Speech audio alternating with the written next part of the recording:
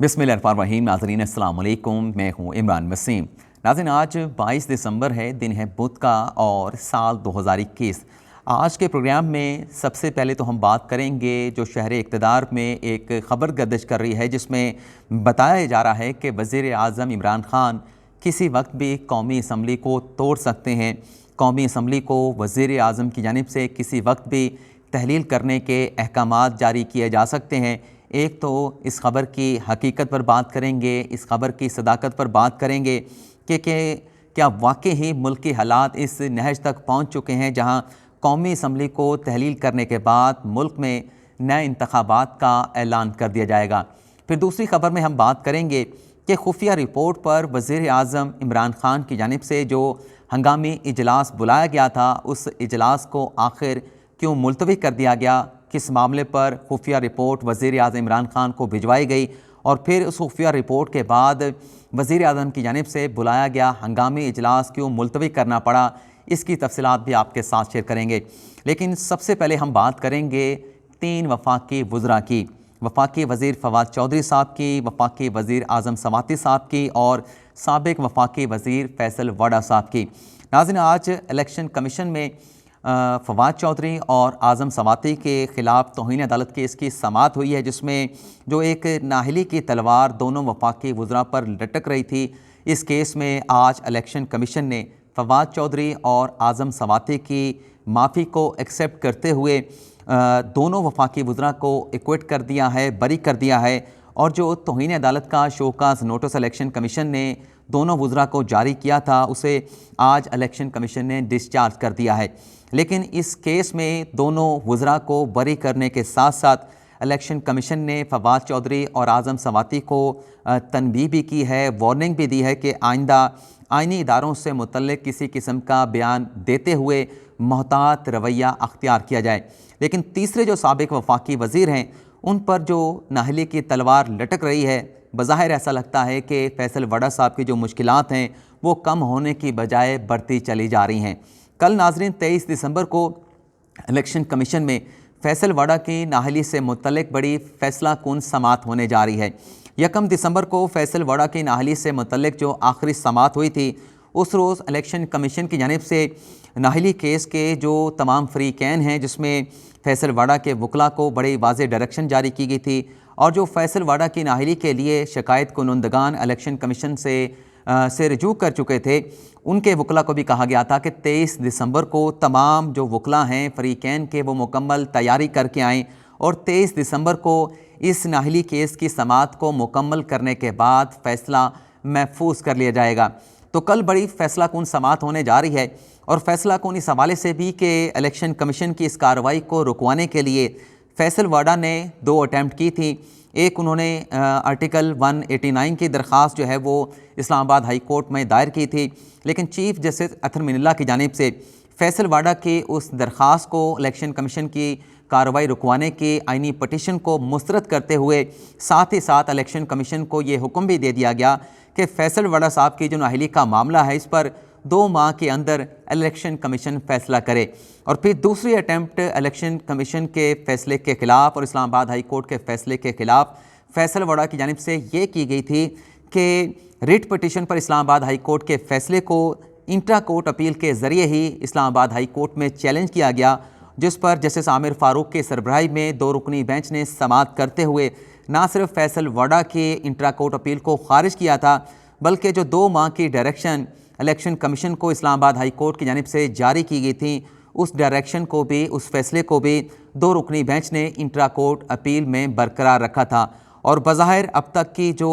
Development हो चुकी हैं, जो रिकॉर्ड इलेक्शन कमीशन के सामने आ चुका है, उससे तो बज़ाहिर ऐसा लगता है कि इस केस में फैसल वाडा को अपनी सेनेट की नशिस्त बचाना इंतहाई मुश्किल हो जाएगा और उनकी नाहली इस केस में बज़ाहिर नज़र आ रही है। और शायद यही वजह है कि जो डॉक्यूमेंट्स इलेक्शन कमीशन की जानिब से फैसल वाडा से मांगा जा रहा है कि आप वो सर्टिफिकेट लेके आएँ कि अमेरिकन एम्बेसी की जानिब से आपको शहरियत तर्क करने का सर्टिफिकेट जो है वो किस तारीख को जारी किया गया था, लेकिन बार बार की डायरेक्शन के बावजूद फैसल वाडा वो सर्टिफिकेट जो है अब तक इलेक्शन कमीशन में प्रोड्यूस या पेश नहीं कर सके। तो कल की फ़ैसला कुन समाअत होने जा रही है। دیکھتے ہیں کہ کل الیکشن کمیشن میں کیا کارروائی ہوتی ہے، یا پھر فیصل واڑہ کی جانب سے ایک بار پھر الیکشن کمیشن سے کل کی کارروائی کو ملتوی کرتے ہوئے کوئی مہلت مانگنے کی نئی استدعا جو ہے وہ پیش کی جائے گی۔ اب آ جاتے ہیں آج کی اپنی پہلی خبر سے متعلق، جو شہر اقتدار میں خبر گردش کر رہی ہے کہ وزیر اعظم عمران خان کسی وقت بھی قومی اسمبلی کو تحلیل کر سکتے ہیں، قومی اسمبلی کو توڑنے کی سمری جو ہے وہ صدر مملکت عارف الوی کو بھجوائی جا سکتی ہے۔ ناظرین، اس خبر کا دعویٰ کیا گیا ہے، ایک معروف قانون دان ہیں، سابق وزیر بھی رہ چکے ہیں، احمد رضا قصوری، ان کی جانب سے کل ایک ٹیلی ویژن چینل پر بیٹھے ہوئے یہ دعویٰ کیا گیا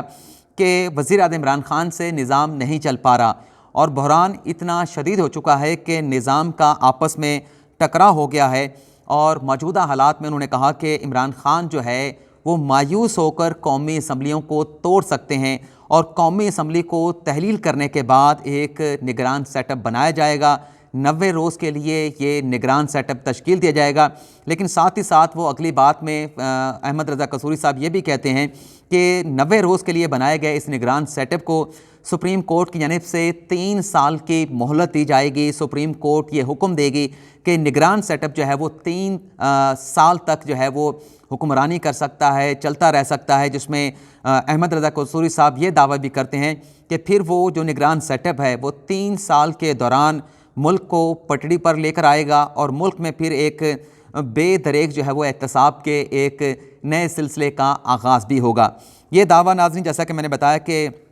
سینئر قانون دان احمد رضا قصوری کی جانب سے سامنے آیا ہے، لیکن اس دعوے کی کوئی منطق جو ہے وہ سمجھ نہیں آتی۔ اس کی 2 وجوہات ہیں، وہ بھی میں آپ ناظرین کے ساتھ شیئر کر لیتا ہوں۔ پہلی ریزننگ یہ ہے کہ موجودہ جو حالات ہم نے دیکھے ہیں، وزیر اعظم عمران خان کبھی نہیں چاہیں گے، خاص طور پر جو KPK بلدیاتی انتخابات کے نتائج کے بعد پاکستان تحریک انصاف میں وزیر اعظم عمران خان میں ایک تشویش پائی جاتی ہے، تو اس کے بعد تو عمران خان کبھی بھی خود سے یہ فیصلہ نہیں کریں گے کہ قومی اسمبلی کو فوری طور پر تحلیل کر کے ملک میں نئے انتخابات کروا دیے جائیں۔ عمران خان صاحب کی یہ بھرپور خواہش ہوگی کہ وہ 5 سال کا ٹینیور پورا کریں، اور باقی کا جو ان کا عرصہ رہ چکا ہے، جو ٹینیور رہ چکا ہے، اس دوران مہنگائی کے ایشو کو لے کے، گورننس کے ایشو کو لے کے، ڈیلیوری کے ایشو کو لے کے جو عوام میں شدید غم و غصہ پایا جاتا ہے، اسے کم کیا جائے، تاکہ آئندہ الیکشن میں پاکستان تحریک انصاف کو عوام ایک بار پھر جو ہے وہ ووٹ دینے کے حوالے سے سوچ بچار کر سکیں۔ اور دوسری جو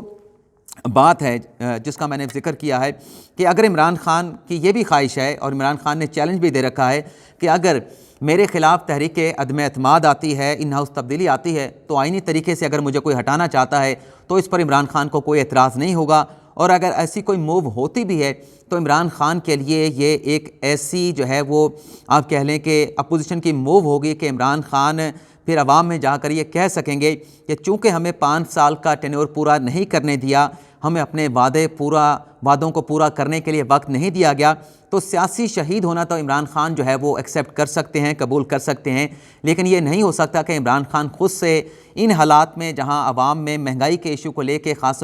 غم و غصہ پا جاتا ہے، وزیر اعظم کی طرف سے قومی اسمبلی کو اچانک سے تحلیل کر کے اپوزیشن کو موقع دیا جائے کہ وہ الیکشن میں جائیں، اور پھر جو نتائج ہم نے بلدیاتی انتخابات میں دیکھے ہیں اس طرح کے نتائج جو ہے ایک بار پھر پاکستان تحریک انصاف اور وزیر اعظم عمران خان کو دیکھنا پڑیں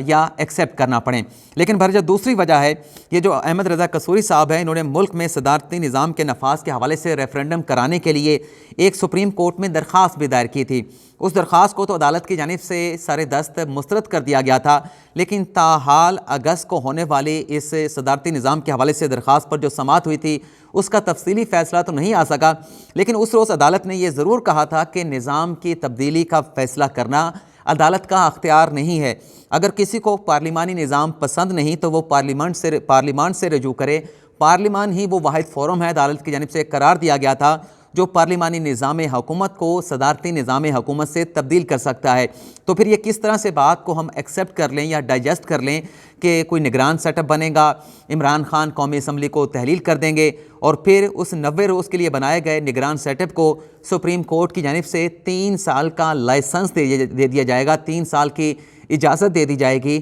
کہ 3 سال تک وہ نگران سیٹ اپ جو ہے ملک پر رول کر سکتا ہے۔ تو اس خبر کی کوئی حقیقت نہیں لگتی، یہ احمد رضا قصوری صاحب کی ذاتی خواہش ہو سکتی ہے، لیکن اگر لاجیکلی دیکھیں تو اس خبر کا نہ سر ہے نہ کوئی پیر ہے۔ تیسری جو ہماری خبر تھی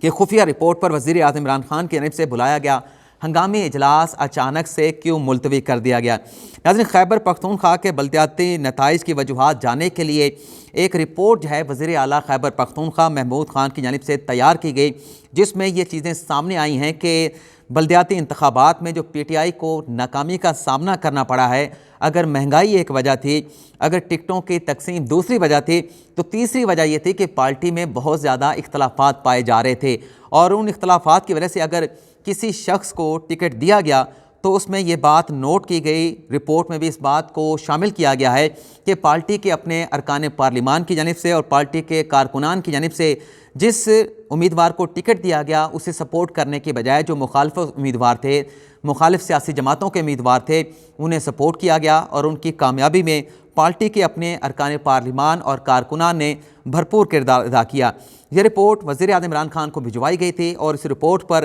وزیر اعظم عمران خان نے ہنگامی اجلاس بھی طلب کیا تھا، وزیر اعلیٰ خیبر پختونخوا محمود خان کو بھی بلایا گیا تھا، لیکن پھر وزیر اعظم عمران خان کی مصروفیات کے پیش نظر بتایا جا رہا ہے کہ اس ہنگامی اجلاس کو آئندہ کی تاریخ کے لیے، جس کا اعلان جو ہے وہ بعد میں کیا جائے گا، ملتوی کر دیا گیا ہے۔ اور اس اجلاس سے متعلق ذرائع یہ دعویٰ بھی کرتے ہیں کہ اس خفیہ رپورٹ کی روشنی میں یہ فیصلہ کیا گیا ہے کہ پی ٹی آئی کے وہ ارکان پارلیمان، پی ٹی آئی کے وہ کارکنان جنہوں نے پارٹی ٹکٹ سے کی مخالفت کرتے ہوئے مخالف سیاسی امیدواروں کو سپورٹ کیا ہے، ان کی الیکشن کمپین چلائی ہے، ان کے خلاف سخت ایکشن لیا جائے گا، اور سخت کارروائی جو ہے ان کے خلاف جو ہے، ذمہ داران کے خلاف جو ہے وہ عمل میں لائی جائے گی۔ تو ناظرین، یہ آج کا ہمارا مکمل ویلاگ، امید کرتے ہیں کہ آپ کو پسند آیا ہوگا۔ اللہ تعالیٰ آپ کا حامی و ناصر ہو، اپنی دعاؤں میں ضرور یاد رکھیے گا۔ اجازت چاہتا ہوں، اللہ حافظ۔